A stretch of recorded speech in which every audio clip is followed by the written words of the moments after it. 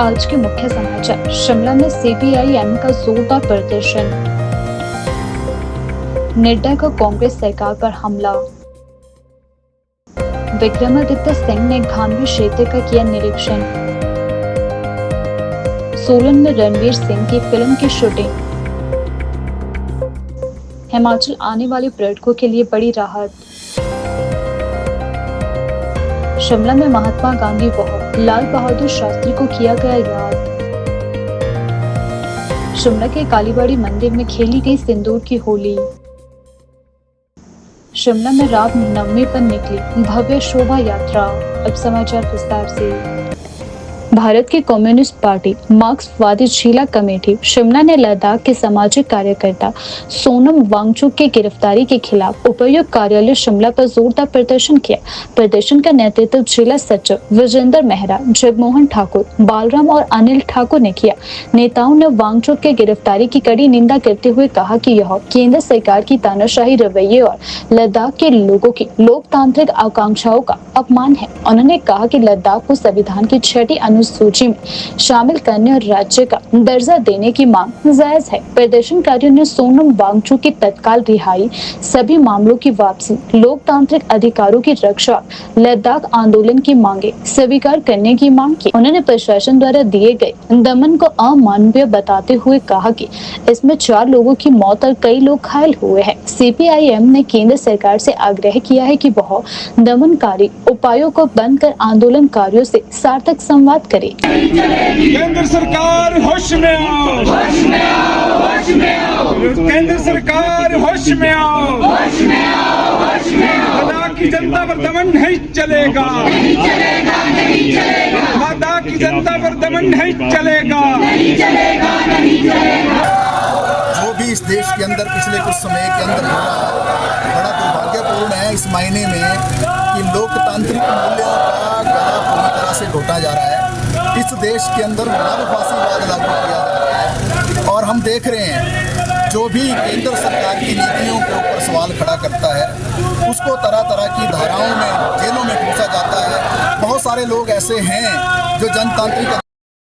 भाजपा राष्ट्रीय अध्यक्ष जगत प्रकाश नड्डा ने हिमाचल प्रदेश की कांग्रेस सरकार पर तीखा हमला करते हुए कहा कि जहां देश भर में प्रधानमंत्री नरेंद्र मोदी की प्रेरणा से जीएसटी बचत उत्सव के तहत आम जनता को राहत दी जा रही है, वहीं हिमाचल में कांग्रेस सरकार टैक्स का बोझ बढ़ा रही है। नड्डा ने आरोप लगाया है कि केंद्र सरकार ने सीमेंट पर जीएसटी घटाकर प्रति बोरी 30 रुपए तक राहत दी, लेकिन हिमाचल सरकार ने एंटी डंपिंग ड्यूटी के नाम पर प्रति बोरी 16 रुपए का नया टैक्स लगा दिया।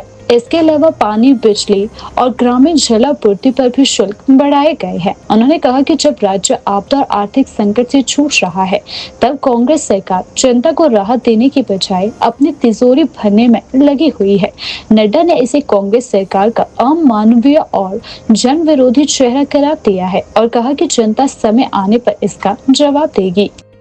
पूरे भारत में श्रद्धा और हर्षोल्लास के साथ माँ दुर्गा के अधिष्ठान और दशहरा का पावन पर्व मनाया जा रहा है। साथ ही आदरणीय प्रधानमंत्री श्री नरेंद्र मोदी जी की प्रेरणा से 22 सितंबर प्रथम नवरात्रों से देश भर में जीएसटी बचत उत्सव भी मनाया जा रहा है। आम लोगों को दैनिक ज़रूरत की अधिकतर सामानों पर GST goods and services tax या तो ज़ीरो कर दिया गया है या काफ़ी कम कर दिया गया है। इससे आम लोगों को काफ़ी राहत मिली है। एक और देश भर में जीएसटी का बचत उत्सव की धूम है, तो दूसरी ओर हिमाचल प्रदेश के कांग्रेस सरकार जनता पर टैक्स का बोझ और बढ़ा रही है। हम सब जानते हैं कि हिमाचल प्रदेश बादल फटने, भूस्खलन और बाढ़ की प्राकृतिक आपदा से हुए भारी नुकसान से उबरने की कोशिश कर रहा है। आदरणीय प्रधानमंत्री श्री नरेंद्र मोदी जी की प्रेरणा से हिमाचल प्रदेश में घरों के निर्माण एवं इंफ्रास्ट्रक्चर के पुनर्निर्माण की ज़रूरतों को ध्यान में रखते हुए सीमेंट पर जीएसटी में छूट दी गई, जिससे सीमेंट के प्रति बोरी पर 30 रुपए तक का दाम कम हो गए थे, क्योंकि पहले सीमेंट पर 28% जीएसटी लगता था, जो अब घट करके 18% हो गया है। हालांकि इसका लाभ हिमाचल प्रदेश की जनता नहीं ले पाई, क्योंकि कांग्रेस की सरकार, हिमाचल प्रदेश की कांग्रेस सरकार ने सीमेंट का दाम कम करने के बजाय सीमेंट के दाम को बढ़ा दिया है। जो जनता के हक का लाभ था, जिसका लाभ जनता को मिलना चाहिए था, उसे लूटने में हिमाचल सरकार उसी दिन से लग गई है जिस दिन जीएसटी पर छूट दी गई थी।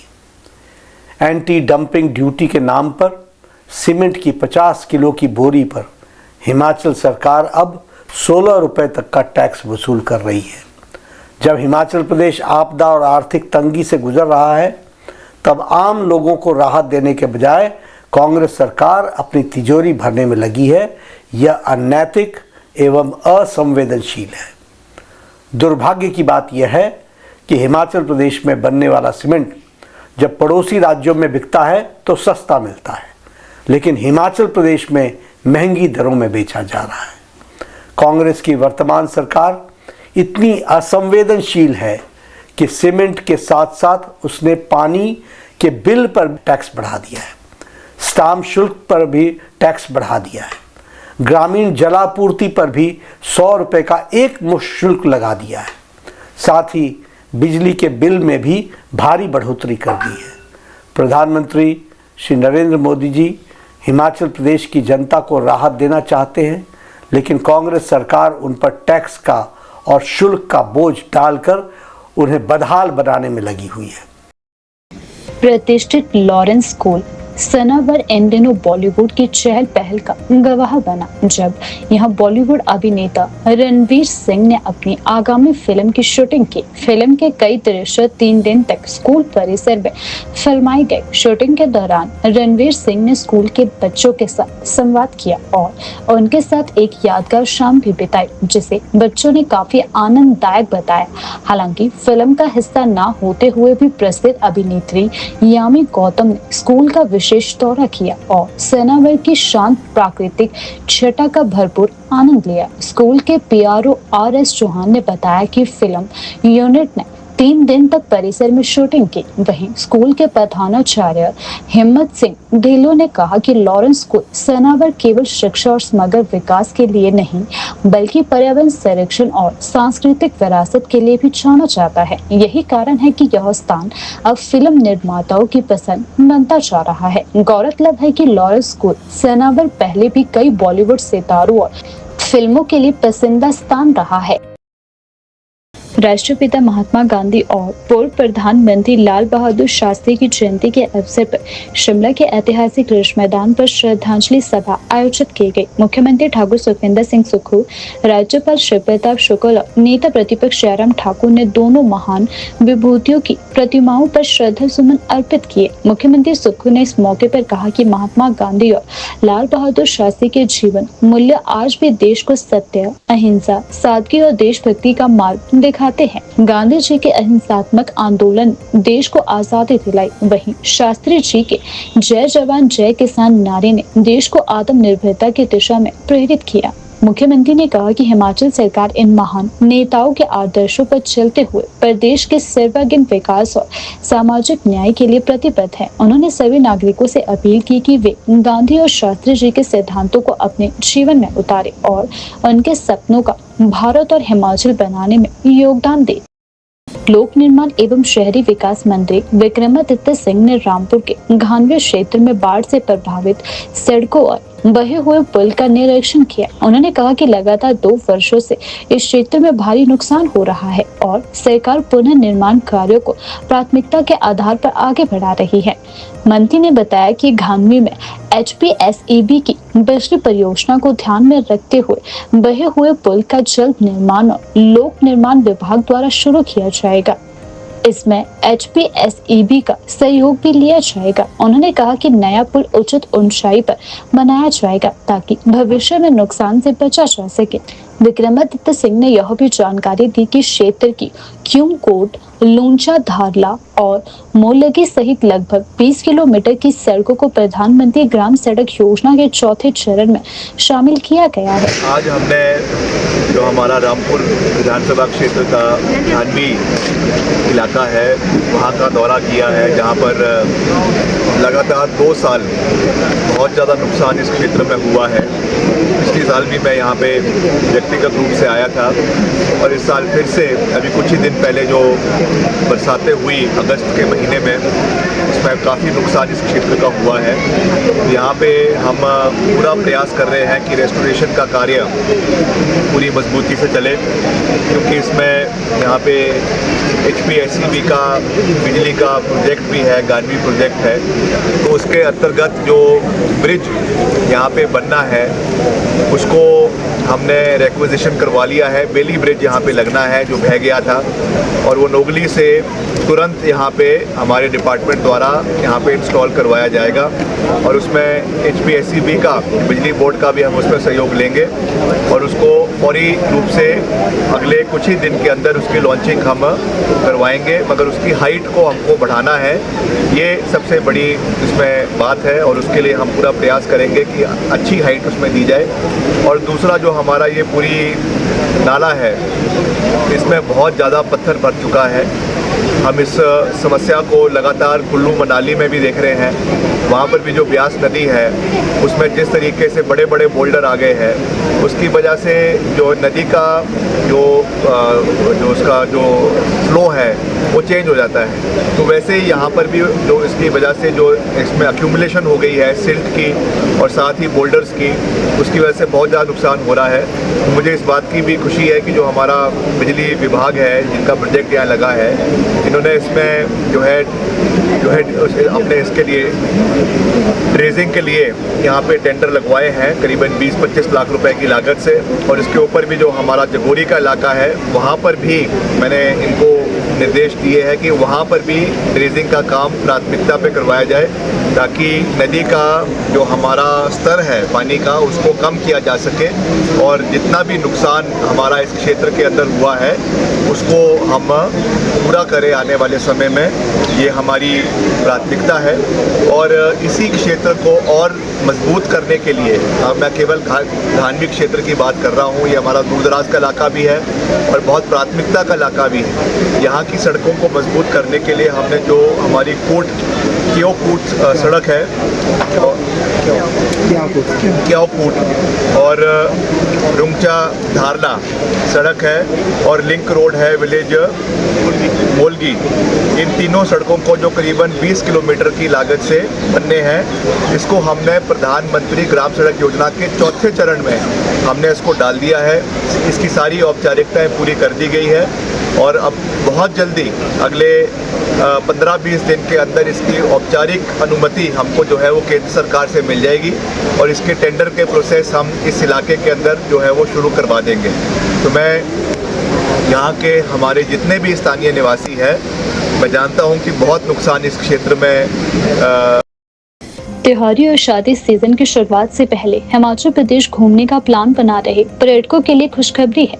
सरकार द्वारा होटल कमरों पर लगने वाली वस्तु एवं सेवा कर GST में कटौती के बाद अब 7500 रुपए से कम किराए वाले होटल कमरे सस्ते हो गए हैं। हिमाचल प्रदेश पर्यटन विकास निगम HPTDC ने राज्य भर के अपने होटलों में यह नई दरें लागू कर दी है। 7500 रुपए या उससे कम किराए वाले कमरों पर GST दर 12% से घटकर 5% कर दी गई है, जबकि 7500 रुपए से अधिक किराए वाले कमरों पर 18% GST पहले की तरह जारी रहेगा। GST में हुई इस कटौती से पर्यटकों को प्रति रात न्यूनतम 371 रुपए से लेकर अधिकतम 504 रुपए तक की सीधी बचत होगी। इससे न केवल पर्यटकों को राहत मिलेगी बल्कि होटल व्यवसाय को भी बढ़ावा मिलेगा। पर्यटन निगम के पास प्रदेश भर में 56 होटल संपत्तियां हैं, जिनमें से 52 होटलों पर यह नई दरें लागू हो चुकी हैं। होटल दरों में आई इस कमी से न केवल हिमाचल घूमने वाले सैलानियों को राहत मिलेगी बल्कि पर्यटन उद्योग को भी नई संजीवनी मिलेगी, जो हाल के वर्षों में प्राकृतिक आपदाओं और आर्थिक सुस्ती के कारण प्रभावित हुआ है। विजयदशमी के पावन अवसर पर शिमला के ऐतिहासिक कालीबाड़ी मंदिर में बंगाली समुदाय की महिलाओं ने परंपरागत ढंग से सिंदूर की होली खेलकर मां दुर्गा को भावभीनी विदाई दी। दुर्गा पूजा के अंतिम दिन मूर्ति विसर्जन से पहले आयोजित इस विशेष आयोजन में महिलाओं ने एक दूसरे को सिंदूर लगाया, मंगल गीत गाए और पारंपरिक नृत्य प्रस्तुत किया। हर साल की तरह इस बार भी कालीबाड़ी मंदिर में दुर्गा पूजा धूमधाम से मनाई गई। दशमी के दिन देवी दुर्गा की विदाई से पहले सिंदूर खेला की रस्म निभाई गई, जो बंगाली संस्कृति का एक अहम हिस्सा है। महिलाएं लाल धारियों वाली पारंपरिक साड़ियों में सजी हुई नजर आई। पूरे कार्यक्रम का आयोजन कालीबाड़ी मंदिर समिति द्वारा किया गया, जिसमें स्थानीय बंगाली समुदाय के अलावा पर्यटकों और अन्य श्रद्धालुओं ने भी बढ़ चढ़ कर हिस्सा लिया। यह आयोजन न केवल धार्मिक आस्था को दर्शाता है, बल्कि हिमाचल प्रदेश की राजधानी शिमला में विविध संस्कृति की झलक भी पेश करता है, जहां विभिन्न समुदाय अपनी परंपराएं पूरे उल्लास से मनाते हैं।